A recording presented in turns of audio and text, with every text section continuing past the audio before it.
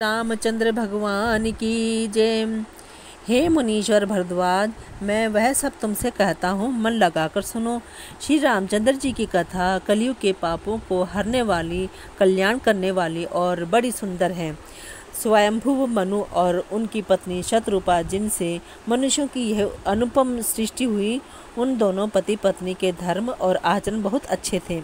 आज भी वेद जिनकी मर्यादा का गान करते हैं। राजा उत्तानपाद उनके पुत्र थे, जिनके पुत्र प्रसिद्ध हरिभक्त ध्रुव जी हुए। उन मनु जी के छोटे लड़के का नाम प्रियव्रत था, जिनकी प्रशंसा वेद और पुराण करते हैं। पुनः देवहूति उनकी कन्या थी, जो कर्दम मुनि की प्यारी पत्नी हुई और जिन्होंने आदि देव दिनों पर दया करने वाले समर्थ एवं कृपालु भगवान कपिल को गर्भ में धारण किया। तत्वों का विचार करने में अत्यंत निपुण जिन कपिल भगवान को ने सांख्य शास्त्र का प्रकट रूप में वर्णन किया, उन मनु जी ने बहुत समय तक राज्य किया और सब प्रकार से भगवान की आज्ञा का पालन किया। घर में रहते बुढ़ापा आ गया, परंतु विषयों से वैराग्य नहीं होता। इस बात को सोचकर उनके मन में बड़ा दुख हुआ कि श्री हरि की भक्ति बिना जन्म यूं ही चला जाएगा। तब मनु जी ने अपने पुत्र को जबरदस्ती राज्य देकर स्वयं स्त्री सहित वन को गमन किया। अत्यंत पवित्र और साधकों को सिद्धि देने वाला तीर्थों में श्रेष्ठ नैमिषारण्य प्रसिद्ध है। वहाँ मुनियों और सिद्धों के समूह बसते हैं। राजा मनु हृदय में हर्षित होकर वहीं चले। वे धीर बुद्धि वाले राजा रानी मार्ग में जाते हुए ऐसे सुशोभित हो रहे थे, मानो ज्ञान और भक्ति ही शरीर धारण किए जा रहे हों। चलते चलते वे गोमती के किनारे जा पहुँचे। हर्षित होकर उन्होंने निर्मल जल में स्नान किया। उनके धर्म धुरंधर राजर्षि जानकर सिद्धि और ज्ञानी मुनि उनसे मिलने आए। जहाँ जहाँ सुंदर तीर्थ थे, मुनियों ने आदरपूर्वक सभी तीर्थ उनको करा दिए। उनका शरीर दुर्बल हो गया था। वे मुनियों के से वल्कल वस्त्र धारण करते थे और संतों के समाज में नित्य पुराण सुनते थे और द्वादशाक्षर मंत्र ओम नमो भगवते वासुदेव का प्रेम सहित जप करते थे। भगवान वासुदेव के चरण कमलों में उन राजा रानी का बहुत ही मन लग गया। वे साग, फल और कंद का आहार करते थे और सच्चिदानंद ब्रह्म का स्मरण करते थे। फिर वे श्री हरि के लिए तप करने लगे और मूल फल को त्याग कर केवल जल के आधार पर रहने लगे। हृदय में निरंतर यही अभिलाषा हुआ करती कि हम कैसे उन परम प्रभु को आँखों से देखें, जो निर्गुण, अखंड, अनंत और अनादि हैं, और परमार्थवादी ब्रह्मज्ञानी तत्वेता लोग जिनका चिंतन किया करते हैं, जिन्हें वेद नेति नेति कहकर निरूपण करते हैं, जो आनंद स्वरूप, उपाधि रहित और अनुपम हैं, ऐसे जिनके अंश से अनेकों शिव, ब्रह्मा और विष्णु भगवान प्रकट होते हैं, ऐसे महान प्रभु भी सेवक के वश में हैं और भक्तों के लिए दिव्य लीला विग्रह धारण करते हैं।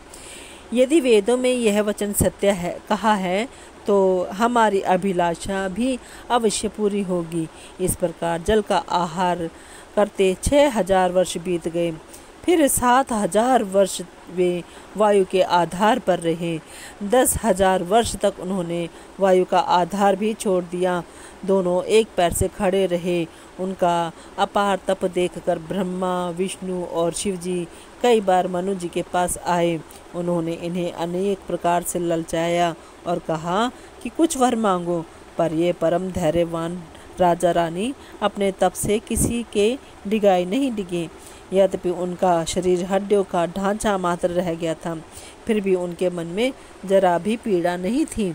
सर्वज्ञ प्रभु ने अनन्य गति वाले तपस्वी राजा रानी को निज दास जाना। तब परम गंभीर और कृपा रूपी अमृत से सनी हुई आकाशवाणी हुई कि वर मांगो। मुर्दे को भी जिला देने वाली यह सुंदर वाणी कानों के छेदों से होकर जब हृदय में आई, तब राजा रानी के शरीर ऐसे सुंदर और हृष्ट पुष्ट हो गए, मानो अभी घर से आए हों। कानों में अमृत के समान लगने वाले वचन सुनते ही उनका शरीर पुलकित और प्रफुल्लित हो गया। तब मनु जी दंडवत करके बोले, प्रेम हृदय में समाता न था।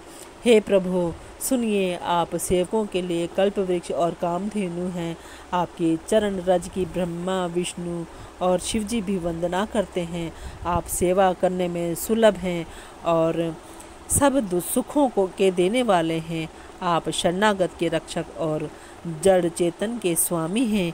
हे अनाथों का कल्याण करने वाले, यदि हम लोगों पर आपका स्नेह है तो प्रसन्न होकर यह वर दीजिए कि आपका जो स्वरूप शिव जी के मन में बसता है और जिसकी प्राप्ति के लिए मुनि लोग यत्न करते हैं, जो काकभूषुंडी के मन रूपी मानसरोवर में विहार करने वाला हंस है, सगुण और निर्गुण कहकर वेद जिसकी प्रशंसा करते हैं, वे शरणागत के दुख मिटाने वाले प्रभु, ऐसी कृपा कीजिए कि हम उसी रूप को नेत्र भरकर देखें। राजा रानी के कोमल विनय युक्त और प्रेम रस में पगे हुए वचन भगवान को बहुत ही प्रिय लगे। भक्त वत्सल कृपा निधान संपूर्ण विश्व के निवास स्थान या समस्त विश्व में व्यापक सर्वसमर्थ पर भगवान प्रकट हो गए। भगवान के नीले कमल, नीलमणि और नीले जल युक्त मेघ के समान कोमल प्रकाश में और सरज श्याम वर्ण चिन्मय शरीर की शोभा देखकर करोड़ों कामदेव भी लजा जाते हैं। उनका मुख शरद पूर्णिमा के चंद्रमा के समान छवि की सीमा स्वरूप था। गाल और ठोड़ी बहुत सुंदर थे। गला शंख के समान त्रिरेखा युक्त चढ़ाव उतार वाला था। लाल ओंठ, दांत और नाक अत्यंत सुंदर थे। हंसी चंद्रमा की किरणों वाली को नीचा दिखाने वाली थी। नेत्रों की छवि नए खिले हुए कमल के समान बड़ी सुंदर थी। मनोहर चितवन जी को बहुत प्यारी लगती थी। टेढ़ी भौहें कामदेव के धनुष की शोभा को हरने वाली थी। ललाट पटल पर प्रकाश में तिलक था। कानों में मकराकृत मछली के आकार के कुंडल और सिर पर मुकुट सुशोभित था। टेढ़े घुंघराले काले बाल ऐसे सघन थे मानो भंवरों के झुंड हों। हृदय पर श्रीवत्स सुंदर वनमाला, रत्न जटित हार और मणियों के आभूषण सुशोभित थे। सिंह की सी गर्दन थी, सुंदर जनेऊ था। भुजाओं में जो गहने थे वे भी सुंदर थे। हाथी की सूंड के समान उतार चढ़ाव वाले सुंदर भुजदंड थे। कमर में तरकस और हाथ में बाण और धनुष शोभा पा रहे थे। स्वर्ण वर्ण का प्रकाश में पीतांबर बिजली को लजाने वाला था। पेट पर सुंदर 3 रेखाएं थी। नाभि ऐसी मनोहर थी मानो यमुना जी के भंवरों की छवि को छीने लेती हो, जिनमें मुनियों के मन रूपी भंवरे बसते हैं। भगवान के उन चरण कमलों का तो वर्णन ही नहीं किया जा सकता।